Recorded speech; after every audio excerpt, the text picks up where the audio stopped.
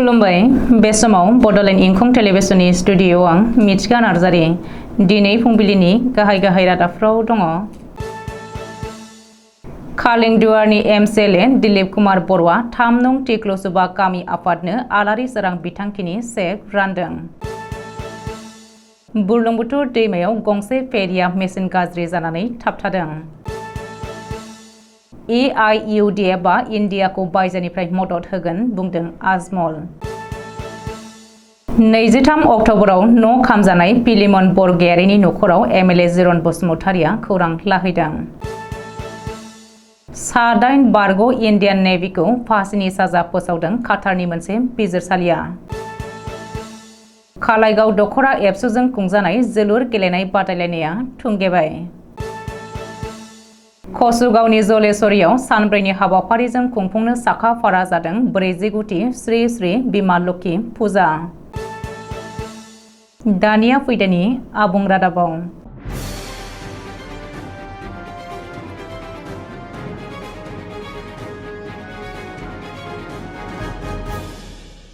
उदालगुरि जिल्लानि सिङाव थानाय कालिंदुवार बियाबनि एमएलए दिलीप कुमार बर'आ 3 नं टिक्लसुबा गामि समाज आफादनो गामिनि थानसालिखौ मोजाङै लुफुंलांनो हानाय बायदि गामि आफादनो आलारि सोरां बिथांखिनि जोहै 2 लाख रांनि चेक अनसुंथाइ राननानै होदों। बिटिआर सोरखारा जेरै खोथा होदों बेबायदिनो खामानिफोरखौ लासै मावफुंलांगासिनो दङ होननानै फोरमायदों रायजोफ्रा। माखासे समफोराव बेबायदि अनसुंथाइफोरखौ मोननो हायाखैमोनब्लाबो बिटिआर सोरखार फैनायनिफ्राय जों बेफोर अनसुंथाइफोरखौ मोननो हादों होननानै रायजो राजाफ्रा गोजोननाय फोरमायदों बिटिआर सरकारनिसिम। जरहाटनि निमाथि गाथोननिफ्राय माजुलिनि कमलाबारिसिम थांनाय गंसे फेरिया बुरलुंबुथुर दैमा गेजेराव मेसिन गाज्रि जानानै बेसेबांबा गोबाव नांथानानै थादों। गासै गं 50 बाइक आरो सा 100निबो बांसिन हान्थियारिफोरा हान्थिदोंमोन बै फेरियाव। उननि समाव इनलेन्ड वाटार बिफाना गुबुन गंसे फेरिखौ दैथायहरनानै गासैबो हान्थियारिफोरखौ रैखा खालामनानै कमाबारि गाथोनसिम लांनो हादों होननानै सुलुङाव फोरमायथिदों।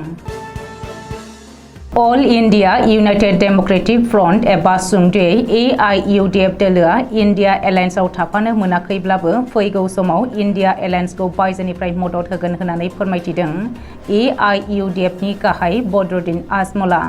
मख'नो गोनांदि आसाम प्रदेश कंग्रेस कमिटिया मिरुनि कंग्रेस दोलोखौ खावलायनानै आसामनि ओनसोलारि राजनीतिक हान्जा AIUDFखौ इन्डिया एलायन्सआव हाबहोआखैमोन।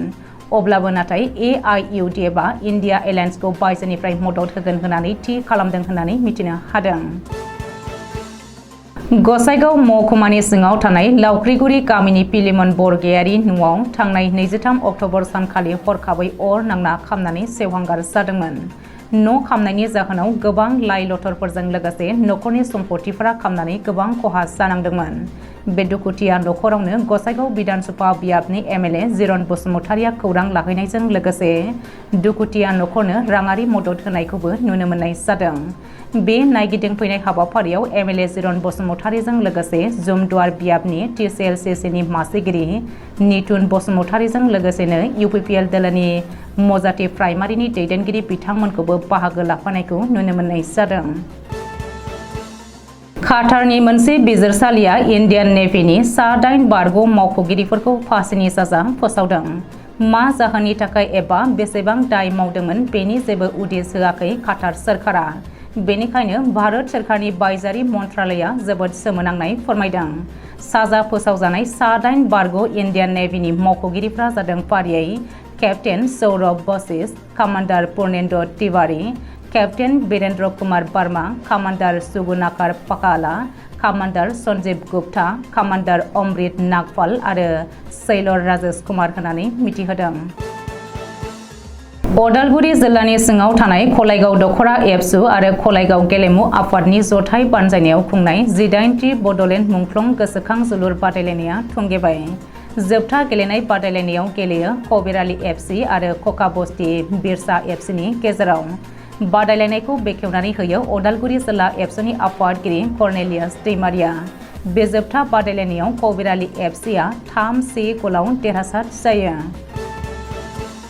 दिनै 28 अक्ट'बरनिफ्राय जागायनानै 31 अक्ट'बरसिम सानब्रैनि हाबाफारि लानानै क'क्राझार जिल्लानि सिङाव थानाय कसुगावनि जलेश्वरी गामिनि बिमा लक्ष्मी मन्दिराव लक्ष्मी फुजाखौ गाजा गोमजायै खुंफुंनो थाखाय सुबुंनि होंगो दोंगो खामानि मावनायखौ नुनो मोननाय जादों। लोगोसे सानथामनि हाबाफारिजों खुंफुंनो लानाय बे बिमा लक्ष्मीनि फुजायाव गसाइगाव ओनसोलनि बयबो रायजो राजाफोरखौ बाहागो लानानै समायना खालामफैनो थाखाय खावलायहरदों खुंफुं आफादा। दिनै फुंबिलिनि रादाबा एसेनोसै। गोजोन्थों।